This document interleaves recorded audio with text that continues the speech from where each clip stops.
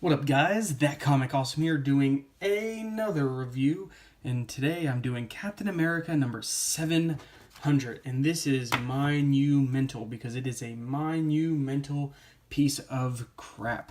I really do wonder about Mark Waid. If how he functions, in his ideologues and stuff. I want to know how he managed to pitch this run to anybody at Marvel. And I assume that this run was started, again, in the Axel Alonso era. It was probably pushed then. CB probably couldn't pull the plug on it. But the story thus far is we were promised, post-Secret War, a run of Captain America of Cap traveling around the country, righting the wrongs of his Hydra self.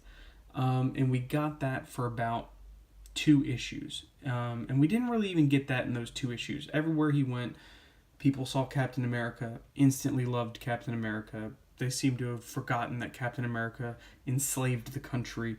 And so you never really got the, Captain America's trying to fix his reputation, because everywhere he went, his reputation was fine. He battled a white supremacist group, even though they were called white supremacists, but they never had any actions or any other characteristics that you would point to and say that's a white supremacist. They were villainous. They were blowing up a bank or whatever, but they never were like, oh, we're blowing up a bank because they give loans to black people. It's like, okay, well then, yeah, you're a white supremacist. It's just like, oh, we're going to blow up the bank. It's like, oh, these white supremacists. It's like, well, why? The bank probably serves white people too. Like, they're just hurting white people at that point. Like, it made no sense calling it was a poor attempt at a political kind of jab. It fell flat. But then it not only fell flat, but it then seeped in and poisoned the whole series. So Cap is then frozen and sent to a distant dystopian future where America is destroyed and the white supremacist group that he had been battling had taken over. Now, I want to refer to a storyline, an Old Man Logan and or Old Man Hawkeye. They're same type of universe, but the Red Skull takes over America, pretty much destroys all the superheroes, and divvies up the country into territories and giving it to the villains. That makes sense. That's a cool comic book concept. This, a white supremacist group, just destroys all the superheroes. The end. That's it. That's the whole part of this concept. So you're thinking to yourself, like, okay, like he traveled like way, way, way into the future. Nope, he traveled a whole 8 years to the end of Trump's presidency to find that the country he loved had been ruined by a madman leader. Who could that be? So that's where, at the end of last issue, he captured King Baby, that's his nickname, and sets out to free the country he once loved. So that's where we kind of pick up. So you have this intro where you have kind of the, what's her name, Leanne, kind of getting some sort of gun from Bruce Banner. Then we flip through, and this has been now day 72 of New America. So this is 72 days after the last issue. And now we have day 80, and Cap's battling. And I will say, this part of the book was kind of neat. Cap doing Cap things. He's going into battle. He's doing his thing. So what's also funny is, so Cap has created a power vacuum by taking out the leadership of America, and now all the other countries in the world want to come in and take what's theirs.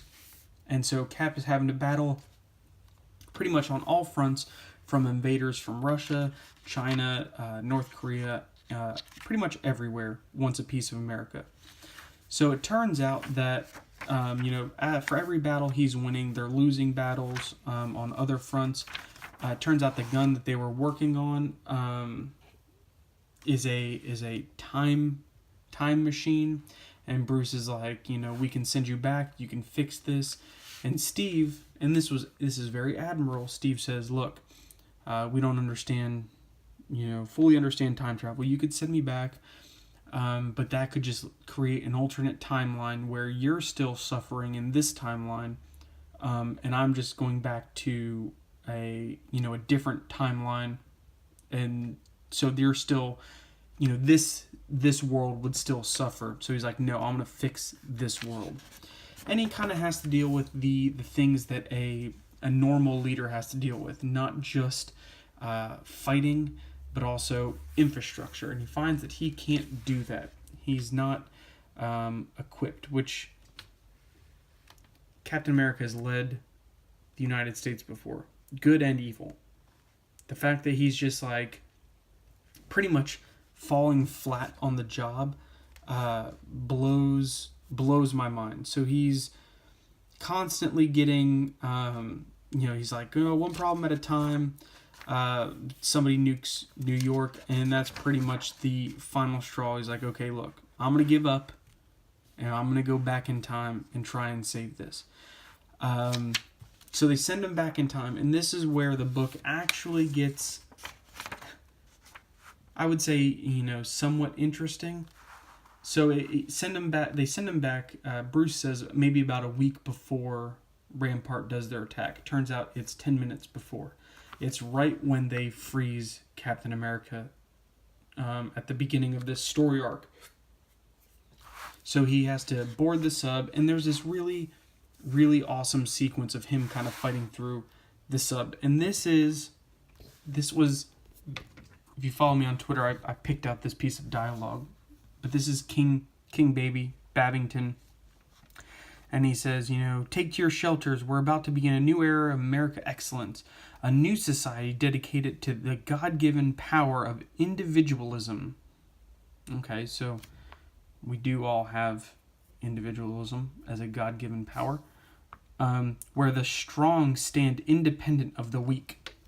So, to me, this makes it seem like being your own person makes you a strong person, but that it also makes you not like the weak people. I'm my own person. I have no problem, with people of lower stature. It's the fact that you sit here and you say an individual can't be an individual anymore. You're making the bad guy say everyone can be an individual. That's what our society's about. You're supposed to be an individual. That's who you are. You're not a group. You're not I fit into this group. No, screw that. You could fit into 8 groups. You could fit into 2 groups. You could fit into no groups. You are you. You are an individual. So this irritated me because it made it seem again like individualism was somehow villainous. It's not. Being an individual is what Captain America should be fighting for. End of rant. So you get this really good again kind of fight sequence through and through, and I want to kind of skip a little bit, but needless to say, Cap succeeds. So anybody thinking that there's a paradox here, because there's now 2 Captain Americas, one frozen in ice and one out fighting his way through the sub. Spoiler alert, that's taken care of because time travel Cap goes down with the ship in that missile strike, and frozen Cap then comes out of the ice. And I'm going to stop there because what that means is this whole story arc is garbage. It's one big dream sequence, like everyone thought it was. They pretty much did the exact same thing they did with Secret Empire, where they're like, no, no, no, trust me, it's something neat at the end. It's going to be something neat. Nope, it's a dream. It's all just a dream. It might as well have just never even happened. We didn't need any of it. It was a what if story, essentially.